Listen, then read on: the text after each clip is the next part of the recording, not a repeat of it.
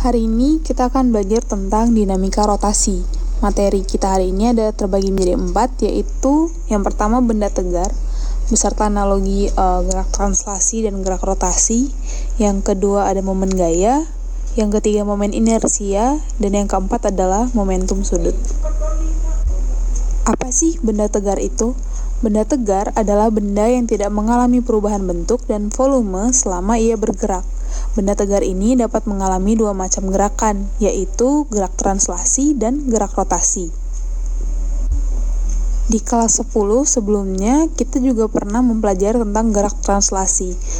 Gerak translasi itu disebabkan oleh gaya, yaitu hubungannya dengan hukum Newton 2. Gerak bendanya, arahnya lurus. Sedangkan kali ini kita akan belajar tentang gerak rotasi, di mana gerak ini disebabkan oleh momen gaya atau torsi. Gerak bendanya mengalami perputaran terhadap poros tertentu. Nah, jika kita melihat pada tabel ini, kita dapat melihat analog dari gerak translasi ke gerak rotasi. Tetapi sebelum kita menganalisis tabel ini, kita akan mengikuti penjelasan dari momen inersia, momen gaya, dan momentum sudut terlebih dahulu.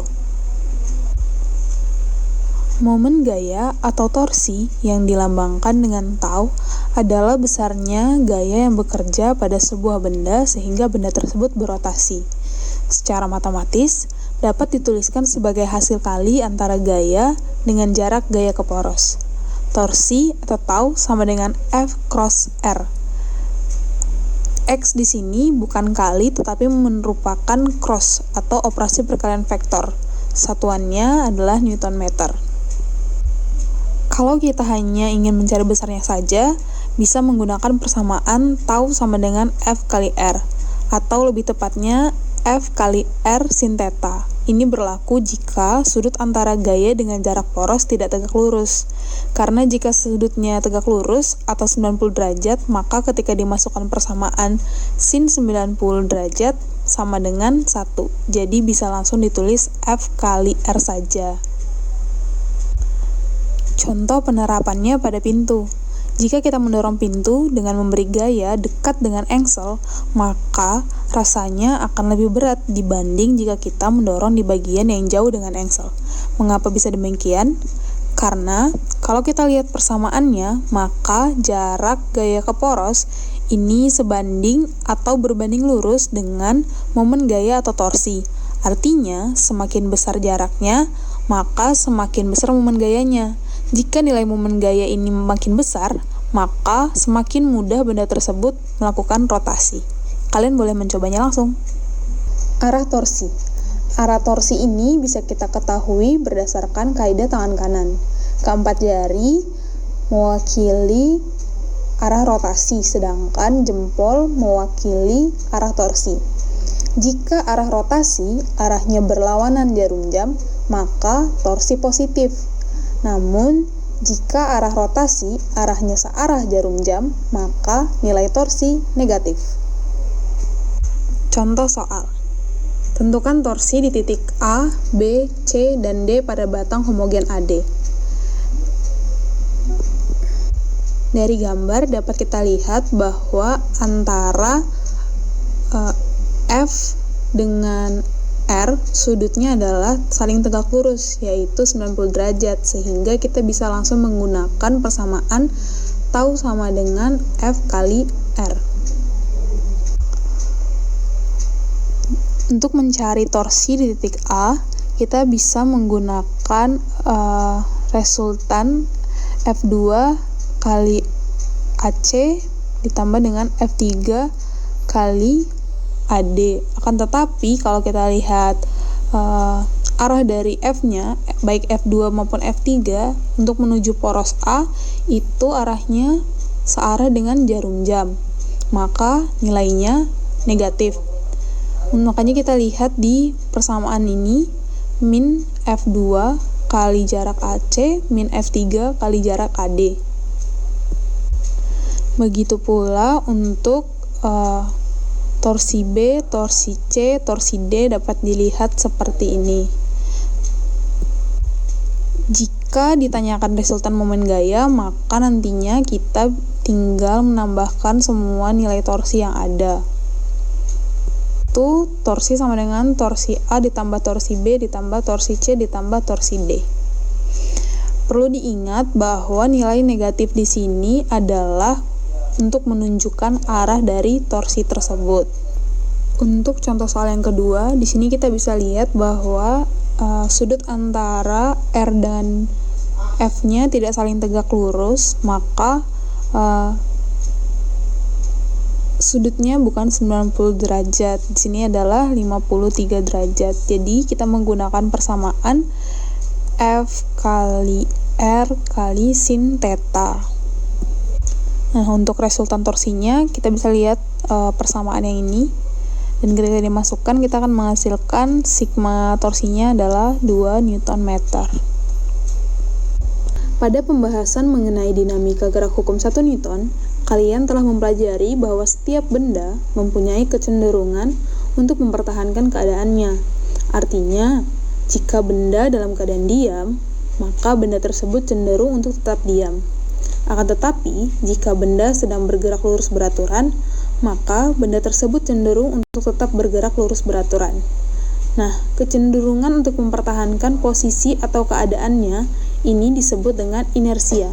Sedangkan ukuran yang menyatakan kecenderungan tersebut dinamakan massa. Konsep ini juga berlaku bagi benda yang sedang berotasi. Kecenderungan benda yang berotasi disebut dengan inersia rotasi, dan ukuran yang menyatakan kecenderungan tersebut dinamakan momen inersia. Sebelum kita membahas momen inersia untuk berbagai benda, mari kita tinjau momen inersia sebuah partikel. Momen inersia didefinisikan sebagai hasil kali massa partikel dengan kuadrat jarak yang tegak lurus dari titik poros rotasi. Inersia partikel atau titik itu secara matematis dituliskan I sama dengan mr kuadrat dan satuannya adalah kilogram meter kuadrat. Momen inersia dipengaruhi oleh massa benda, berat benda, bentuk benda, dan letak sumbu putar atau poros. Momen inersia pada suatu poros yang memiliki lebih dari satu massa dapat dituliskan secara matematis. Sigma I sama dengan sigma MI kali RI kuadrat, di mana nilai I bisa menjadi 1, 2, 3, 4, 5, dan seterusnya. Hubungan torsi dan momen inersia dapat diturunkan dengan rumus hukum Newton 2, yaitu tau sama dengan I kali alfa, di mana alfa merupakan percepatan sudut yang satuannya adalah radian per second kuadrat. Momen inersia benda tegar. Yang pertama, batang silinder. Batang silinder yang umum itu ada yang porosnya di pusat dan ada juga yang porosnya di ujung. Jadi misalnya, yang porosnya di tengah berarti persamaannya momen inersia sama dengan 1/12 ml kuadrat, di mana M merupakan massa batang dan L merupakan panjang batang. Lalu kalau di pinggir itu 1/3 ml kuadrat. Kenapa yang di ujung lebih besar? Misalnya kalian pegang pulpen.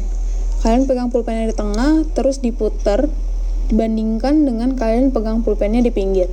Pasti lebih berat yang kita pegang ujungnya, karena massa yang ditahan oleh porosnya itu ya semua batang pulpennya. Tapi kalau yang di tengah itu seolah-olah massanya dibagi dua dan saling menyeimbangkan, maka inersianya lebih kecil dibandingkan yang di ujung tadi. Selanjutnya ada silinder. Nah, itu ada silinder berongga.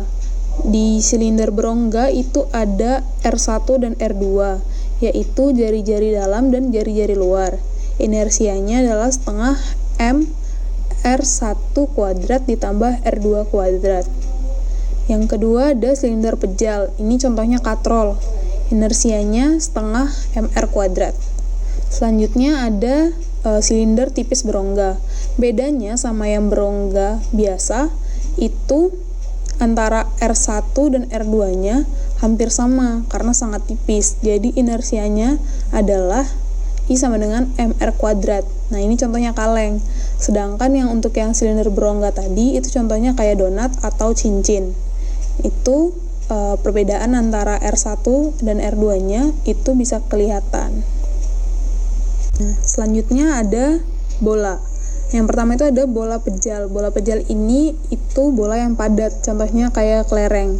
Nah, inersianya itu 2/5 mr kuadrat. Sedangkan ada juga bola berongga. Nah, ini contohnya bola plastik yang ditiup yang ada rongganya. Nah, itu inersianya 2/3 mr kuadrat. Nah, sekarang bagaimana menentukan momen inersia benda jika sumbu tidak melalui pusat massa? Momen inersia pada sembarang sumbu yang sejajar dengan sumbu pusat massa dapat ditentukan dengan menggunakan teori sumbu sejajar yang menyatakan I sama dengan IPM ditambah md kuadrat. Nah, IPM di sini adalah momen inersia terhadap sumbu pusat massa. Itu Kg, satuannya Kg meter kuadrat. M di sini merupakan massa benda yang satuannya Kg, dan D di sini adalah pergeseran poros dihitung dari pusat. Itu satuannya M. Selanjutnya adalah momentum sudut. Momentum sudut ini adalah ukuran kesukaran benda untuk mengubah arah gerak benda yang sedang berputar atau bergerak melingkar. Nah, secara matematis, momentum sudut ini merupakan perkalian kecepatan sudut suatu benda yang berotasi dengan momen inersianya, atau bisa dituliskan L sama dengan I kali omega. Hukum kekekalan momentum sudut menjelaskan bahwa jika tidak ada resultan torsi luar yang bekerja pada sistem atau sigma torsi sama dengan 0, maka momentum sudut sistem adalah kekal atau konstan. Momentum sudut terkait dengan resultan torsi sebagaimana momentum linier terkait dengan resultan gaya. Resultan torsi yang bekerja pada suatu benda sama dengan perubahan momentum linier persatuan waktu. Oleh karena itu, apabila tidak ada resultan torsi pada suatu benda, momentum sudut benda itu tetap. Ini merupakan pernyataan hukum kekekalan momentum sudut. Kenyataan ini telah kalian pakai sebelumnya dalam pembahasan hukum Kepler di kelas 10. Kekekalan momentum sudut dapat digunakan untuk menjelaskan seorang pemain ice skating dapat mempercepat atau memperlambat putarannya dengan merapatkan tangan di badan atau merentangkan tangannya. Ketika pemain ice skating merentangkan tangannya, momen kelembabannya bertambah. Akibatnya, kecepatan sudutnya berkurang karena momentum sudutnya harus tetap. Sebaliknya, jika ia merapatkan tangannya di badan, momen kelembabannya berkurang. Akibatnya, kecepatan sudutnya bertambah agar momentum sudutnya tetap. Nah, contoh soal. Sebuah piringan CD yang memiliki massa 100 gram dan jari-jari 4 cm sedang berotasi dengan kecepatan sudut 10 radian per second. Maka momentum sudut piringan tersebut adalah, nah, kita ketahui besaran-besaran fisiknya ada massa. Massanya di sini 100 gram, berarti kita konversi menjadi 0,1 kg. Terus R atau jari-jarinya itu ada 4 cm, kita konversi menjadi meter, yaitu 0,04 meter. Omega atau kecepatan sudutnya sebesar 10 radian per second, dan momen inersianya ini untuk piringan CD itu setengah mr kuadrat atau 0,5 mr kuadrat. Nah, kita masukkan nilainya. Momen inersianya kita dapat 8 kali 10 pangkat 5 min 5 kg meter kuadrat. Nah, untuk mencari momentum sudutnya, kita bisa menggunakan persamaan L sama dengan I kali omega atau inersia dikali omega.